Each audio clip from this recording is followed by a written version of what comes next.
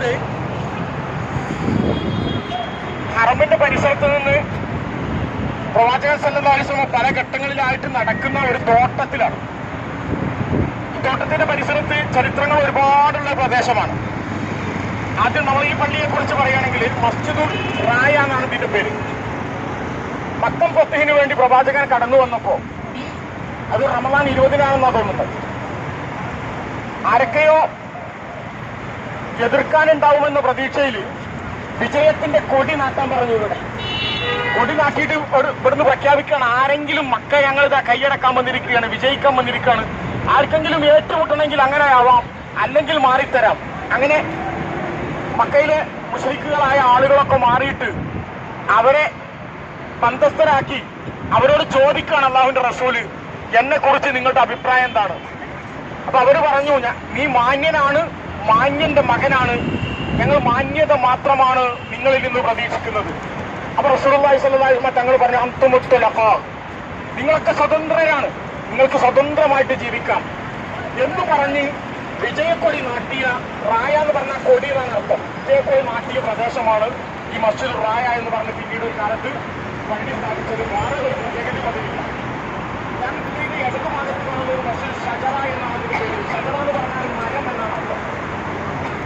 2 മരങ്ങളുണ്ടായിരുന്നു അവിടെ. അള്ളാഹുവിന്റെ പ്രവാചകന്റെ 2 മോചിസത്തുമായി ബന്ധപ്പെട്ടാണ് ചരിത്രത്തിൽ അതിൽ പറയപ്പെടുന്നത്. ഒന്നാമത്തെ വിഷയം, നമ്മൾ പോകുന്ന ഒരു മസ്ജിദുൽ ജിന്നുണ്ട് കുറച്ച് മുന്നിൽ.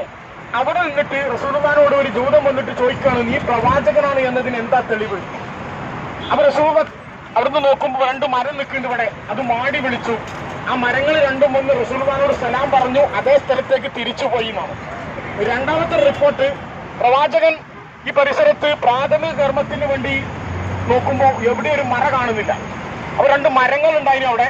ആ മരങ്ങൾ മാടി വിളിച്ചു, പ്രവാചകന്റെ ചുറ്റും അത് മറയായി നിന്നു. പ്രാഥമിക കർമ്മം നിർവഹിച്ച് മരം അങ്ങോട്ട് തന്നെ തിരിച്ചുപോയി. ഈ 2 റിപ്പോർട്ടുണ്ട്. ഒന്നാമത്തേതിനാണ് പ്രസക്തിയുള്ളത്. അപ്പൊ അങ്ങനെ പിൻകാലത്ത് ആ മരം ഇവിടെ നിർത്തേണ്ടാണ് അവസ്ഥ നിങ്ങൾക്ക് അറിയാലോ. പിൻകാലത്ത് അത് ഒഴിവാക്കിയിട്ട് അവിടെ ഒരു പള്ളി ഉണ്ടാക്കുകയും അവിടെ മസ്ജിദുൽ ഷജറ എന്ന് പേരിടുകയും ചെയ്തതാണ്. ഇനി നമ്മൾ പോകുന്നത് മഖ്ബറത്തുൽ മുഅല്ല എന്ന് പറയും. അതായത് 1400 കൊല്ലം മുമ്പ് ഇവിടെ മറമാടിയിരുന്ന, അന്നും മുതൽ ഇന്ന് വരെ മറമാടിക്കൊണ്ടിരിക്കുന്ന മഖ്ബറയാണ്. അവിടെയാണ് ഖദീജ റളിയല്ലാഹു തആല അൻഹയുടെ ഖബറുള്ളത്. പ്രവാചകന്റെ പല മക്കളുടെയും ഖബറുള്ളത് അവിടെയാണ്. ഒരുപാട് സഹാബികളുടെയും പ്രഗത്ഭരായ ആളുകളുടെയും പിൻകാലത്തു ഇവിടെ മക്കയിൽ താമസിക്കുകയും പ്രബോധനവും ചെയ്ത ഒരുപാട് പണ്ഡിതന്മാരുടെയും ഒക്കെ ഖബറുകളുള്ള പ്രദേശമാണ് ആ മഖ്ബറത്തുൽ മുഅല്ല. ജന്നത്തുൽ മഹല്ലി എന്നാണ് നമ്മളെ മലയാളികൾ പറയാം.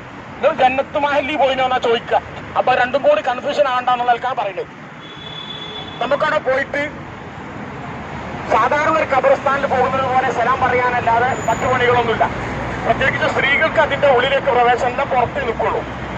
അപ്പൊ ഖദീജ റളിയല്ലാഹു തആല അൻഹ പ്രവാചകനുമായി ജീവിച്ച ജീവിതത്തിന്റെ ഒരു വലിയ നേർക്കാഴ്ചകളാണ് ഈ പരിസരങ്ങളൊക്കെ കാണുന്നത്. ഹിറാ ഗുഹയിലേക്ക് അവർ നടന്നു പോയിരുന്നത് ഈ വഴിയായിരുന്നു.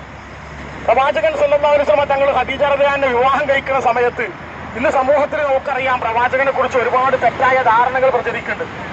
സ്ത്രീലമ്പടനാണ്, ഒരുപാട് വിവാഹം കഴിച്ചിട്ടുണ്ട്, 9 വയസ്സായ കുട്ടിയെ പോലും വിവാഹം കഴിച്ചിട്ടുണ്ട് എന്നൊക്കെ പറഞ്ഞ് ഇസ്ലാമിനെ വിമർശിക്കാനും തെറ്റിദ്ധരിപ്പിക്കാനും വേണ്ടി ഒരുപാട് ആളുകൾ ശ്രമിക്കാറുണ്ട്. അവിടെയാണ് റസൂലുള്ളാഹി സ്വല്ലല്ലാഹു അലൈഹി വസല്ലം തങ്ങളും ഖദീജ ബിയും ആയിഷ ബിയും ഒക്കെ ഉണ്ടായിരുന്ന ബന്ധത്തെ കുറിച്ച് നമ്മൾ മനസ്സിലാക്കേണ്ടത്. റസൂലുള്ളാഹി 25 വയസ്സാകുമ്പോൾ ഖദീജ റളിയല്ലാഹു തആല അൻഹയ്ക്ക് 40 വയസ്സുണ്ട് വിവാഹം കഴിക്കുമ്പോൾ. അല്ലെ, എത്ര കല്യാണം അതിന്റെ മുമ്പ് നടന്നത്? 2 വിവാഹം അതിന്റെ മുമ്പ് നടന്നിട്ടുണ്ട്. ഖദീജ റളിയല്ലാഹു അൻഹ റസൂൽ വിവാഹം കഴിക്കുന്നത് 4 മക്കളുണ്ട് ഖദീജ ബീബിക്ക് 2 വിവാഹത്തിലായിട്ട്. അങ്ങനെയുള്ള 40 വയസ്സായ ഒരാളാണ് റസൂൽ വിവാഹം കഴിക്കുന്നത്. ഖദീജ റളിയല്ലാഹു തആല അൻഹ റസൂലുമായിട്ട് 25 വർഷത്തെ നീണ്ട ദാമ്പത്തിക ജീവിതത്തിനിടയിൽ മറ്റൊരു ഭാര്യയും കടന്നു വന്നിട്ടില്ല.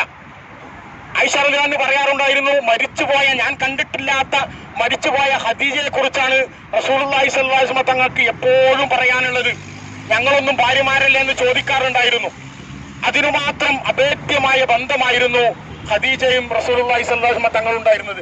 എപ്പോഴെങ്കിലും ആടിനെ അറുത്താൽ, എപ്പോഴെങ്കിലും റസൂലുള്ള എന്തെങ്കിലും ഹദിയ ചെയ്യുകയാണെങ്കിൽ ആ ഖദീജയോടുള്ള സ്നേഹം കാരണം ഖദീജയുടെ അനന്തരാവകാശികൾക്കും ബന്ധുക്കൾക്കും സുഹൃത്തുക്കൾക്കും ആ ഭക്ഷണം കൊണ്ടുപോയി കൊടുക്കുമായിരുന്നു. അതിനു മാത്രം ബന്ധം. ആ ബന്ധം കഴിഞ്ഞ് 25 വർഷം കഴിഞ്ഞ് ഖദീജ റളിയല്ലാഹു തആലയുടെ മരണശേഷമോ 2.5 വർഷം കഴിഞ്ഞിട്ട് ഖൗല റളിയല്ലാഹു തആല നിർബന്ധിക്കുകയാണ്, നിങ്ങൾ എന്തായാലും ഒരു വിവാഹം കഴിക്കണം. ആ സമയത്ത് ആരെയാണ് വിവാഹം കഴിച്ചത്? സൗദ റളിയല്ലാഹു തആലയാണ് വിവാഹം കഴിച്ചത്. അന്ന് സൗദ റളിയല്ലാഹു തആലയുടെ വയസ്സ് എത്രയാണ്? 65 വയസ്സാണ്. 6 മക്കളുണ്ട്.